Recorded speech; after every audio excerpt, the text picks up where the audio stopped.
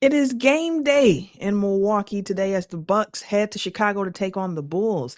How the Bucks can bounce back after a disappointing performance against the Knicks today against the Bulls.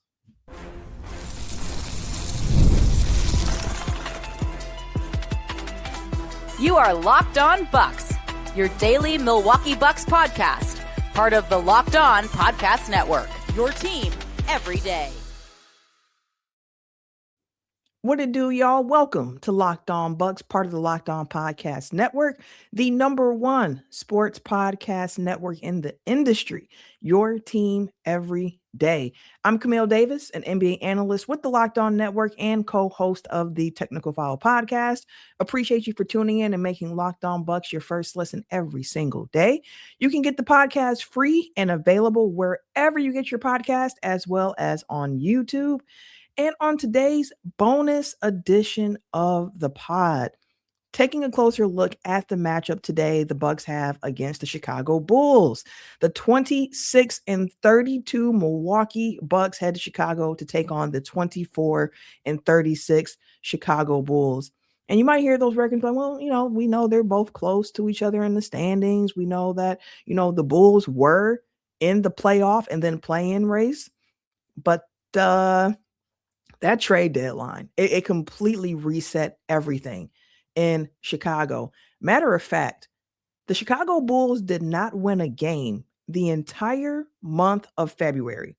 They're on an 11-game losing streak right now, which is the third longest losing streak in franchise history. In case you were curious, the longest losing streak in Chicago Bulls franchise history is 16 straight losses, which they set in the 2001 season when they had Elton Brand and Ron Artest as the main guys on the squad. And when you look at who the Bulls have lost to over the month of February, it's a wide range, right?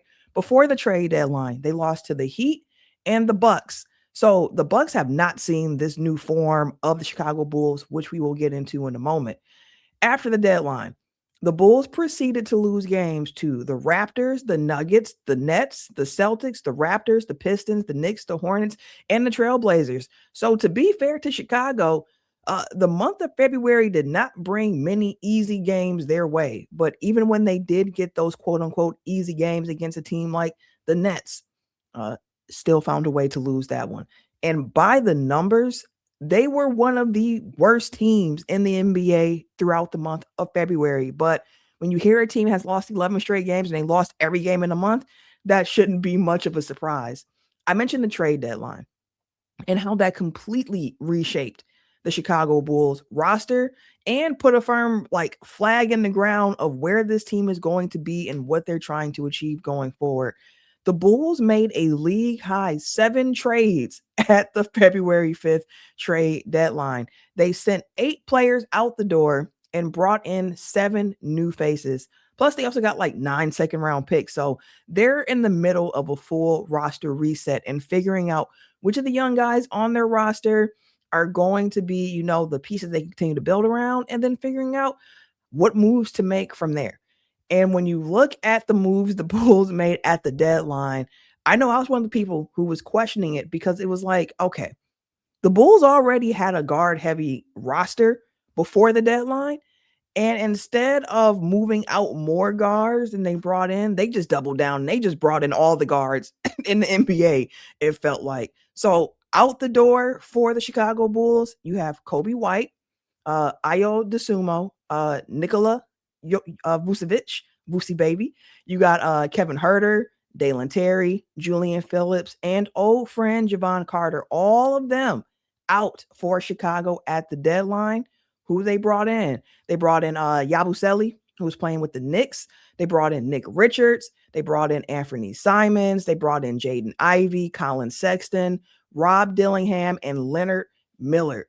So almost a completely new team, it feels like you still have Josh Giddey and Buzelis, who are out there really kind of running the show, holding it down. You still have some guys who were there before, like Jalen Smith, Patrick Williams, but man, a complete overhaul. And even some of the new Bulls players talked about just how crazy this situation is coming into a new team, which is already hard, but having like half of the roster also be new at once is very hard to maneuver around, especially in the middle of a season where you don't have a training camp, you don't have that many practices to try to get things together. So it's been some tough sledding in Chicago since the deadline. Really, the month of February has just been tough for them. I'm sure they are glad to flip the calendar to the month of March. But again, for a team that is trying to figure things out about who's who and who's going to be worth building around in this franchise and having an eye to the draft, you can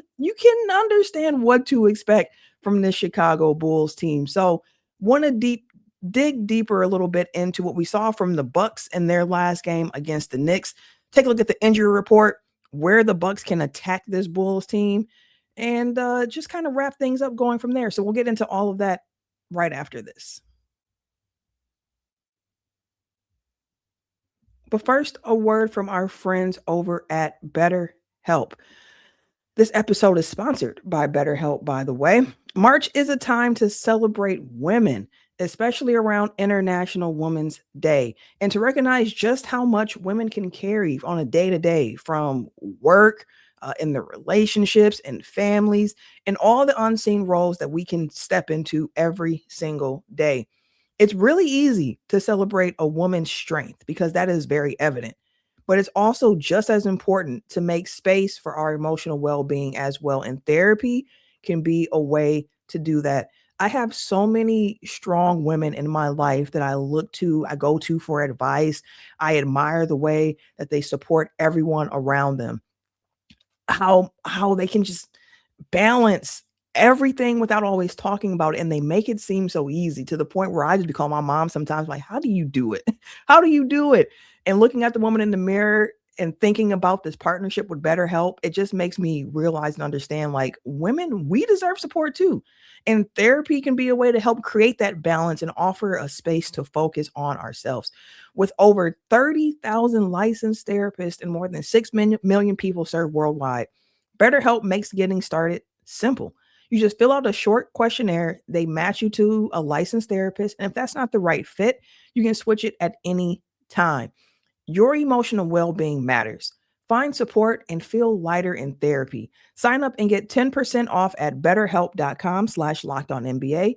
That's betterhelp, HELP.com/lockedonnba. This episode is also brought to you by our friends over at FanDuel, because college basketball is nonstop. You got the big games, you got tight spreads, you got momentum swings every single night. And as mentioned, a lot of teams right now in the NBA are keeping a keen eye on the college basketball scene. From early tip-offs to late-night West Coast shootouts, there is always action on the board. And now FanDuel is giving you a way to turn that energy into even bigger potential wins with the college basketball parlay profit boost. You can build any college hoops parlay you want. Rivalry games, ranked matchups, whatever fits your need, okay? You can make spreads and totals and player props to match how much you see the slate playing out. Look at odds around your team and see, like, hey, what do I think that my team can actually do in the month of March? And we know what March means for college basketball. So go safe, go bold, ride with the team you've been following all season. It's your parlay after all. It's your style, but now with more upside behind it. Head over to fanduel.com to get started. That's fanduel.com. FanDuel, play your game. And as a reminder, please gamble responsibly. This episode is also brought to you by Indeed, because workplace chaos, deadlines could be stacking up. You got your inbox overflowing, and then there's still that one position you have to fill that's just sitting open. When the pressure is on and you need the right hire, this is a job for Indeed Sponsored Jobs. Indeed Sponsored Jobs helps you reach the people who actually fit what you're looking for, with skills, experience, location. So you're not just hoping the right candidate stumbles across your post. And here's a stat that says it all. In the minute I've been talking to you, companies like yours made 27 hires on Indeed, according to Indeed data worldwide. So if you're hiring, spend less time searching and more time interviewing candidates who check all your boxes with Indeed Sponsored Jobs. Spend less time searching and more time actually interviewing the candidates who check all those boxes. Listeners of the show will get a $75 sponsored job credit to help get your job the premium status it deserves at indeed.com/podcast. Just head over to indeed.com/podcast right now and support our show by saying you heard about Indeed on Locked On Bucks. Indeed.com/podcast. Terms and conditions apply. Need to hire? This is a job for Indeed sponsored jobs. All right, back to the Bulls and the Bucks. Broke down the Bulls situation and how different this team is going to look compared to when we last saw the Bulls in a matchup against the Bucks. And when looking at this game and looking at what the Bucks put on tape against the Knicks, that last game against the Knicks, we saw the Bucks offense affecting their defense, which is something that we have seen before with this team, right? I thought especially in the second half that was clear. Like on defense, you saw the energy kind of wane. You also saw them over helping on shooters, which then led to more breakdowns, more shoulder slumping, so on and so forth. And even admittedly from the Bucks players on the team, they had too many game plan mishaps.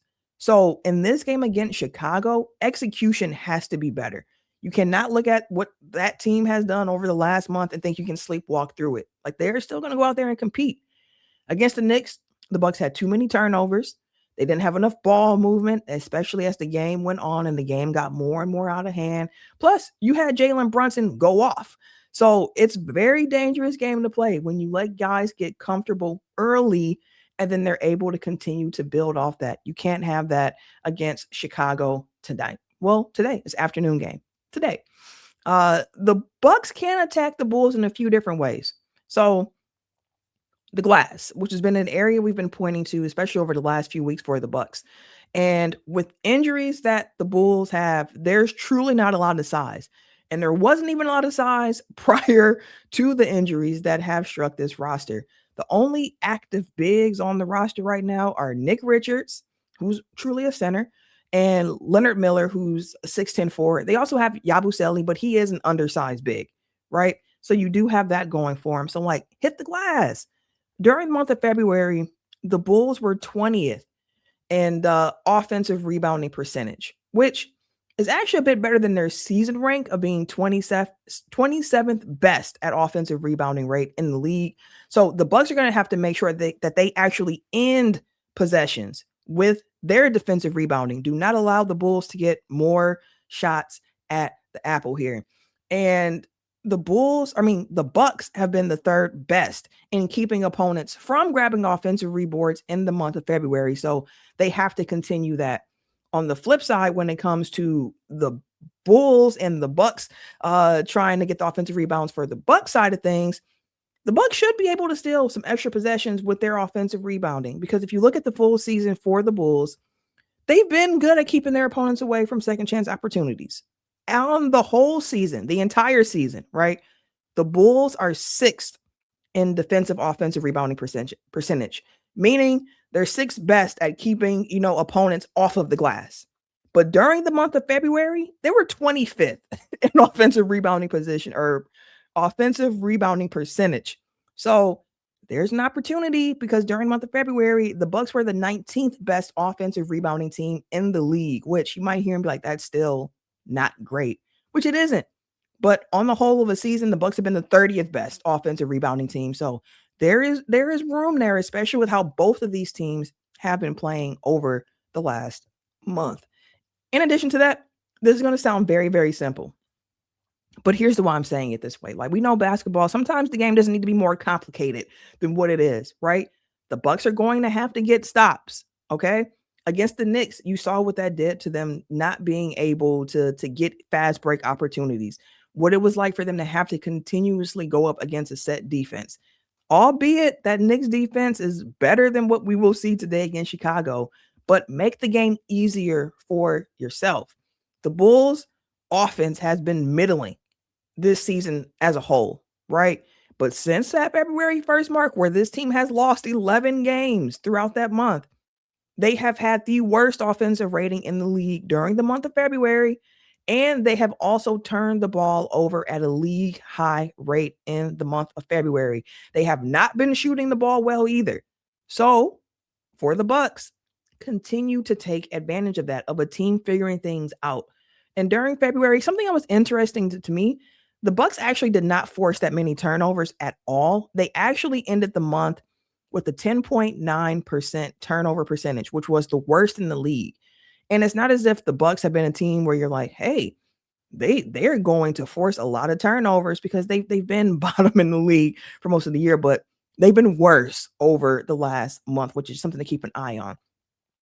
In addition to that, for the Bucks, they also have to just make sure that they are able to come through this game and get buckets, because if there's one thing the Bulls haven't been able to do, is that they defensively have also not been good. I shouldn't say the one thing, because they haven't been good at a lot of things. They've been bad at a lot over the last month. And when you look at the Bulls defense in February, boy, the only thing that they have done well is not fouling. Okay. But they have the 28th ranked defense. They're 24th in turnover percentage. So they're not forcing many turnovers themselves. And as I mentioned, they are 25th in offensive rebounding rate defensively. So they are one of the worst teams in allowing their opponents to grab offensive rebounds. So the Bucks are going to have opportunity in this game. I mentioned how with injuries, there's not a lot of size on this team. And looking at the injury report for the game here for the Bulls, there will be no Zach Collins. There will be no Noah Essengay. There will be no Jaden Ivey. There will be no Anfernee Simons. There will be no Jalen Smith. And there will be no Patrick Williams. So they're going to be really, really shorthanded. While the Bucks, there's no Giannis and there's no Taurean Prince.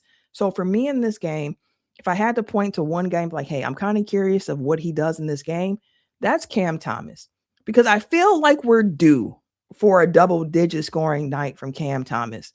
Since joining the Bucks, he has scored 34 points, 12 points, 27 points, 15 points, and then over the last 3 games, 6 points, 7 points. I'm also curious to see if he hits that 20-minute mark in this game after only playing 17 minutes against the Knicks and 16 minutes against the Cavaliers. We'll see.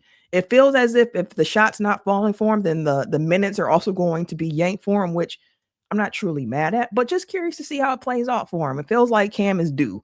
Feels like he is due. The Bulls haven't played since Thursday, so they will be well rested. And as for other games happening today to keep an eye on, Hawks, Blazers, Pistons, Magic. Those are really the only other 2 games with teams near us in the standings to keep an eye on. No Heat game today, no Hornets game today. Both of those teams played yesterday. And unfortunately for the Bucks, both of those teams won yesterday as well. We will be back on Locked On Bucks to recap the game. There will be a live postcast after the game as well. If you want that instant reaction to the game, make sure you're subscribed on the YouTube side of things. Head over, be a part of that show live. There will also be a post-game pod coming to you for the Monday episode of Locked On Bucks, as well as a preview for the Celtics game, because tonight is the first night of a back-to-back for the Bucks. So a lot coming your way on Locked On Bucks this week. Hopefully, we can kick this week off with a win. And that'll do it for this bonus episode of the pod. As a reminder, make sure you check out the Everydayer Club as well if you have not yet already. $5 a month, $50 for a year, ad-free episodes, and a Discord that you can join that's exclusive to the Everydayer Club members. We'll be back with more coverage on Locked On Bucks after the Bucks and Bulls game this afternoon.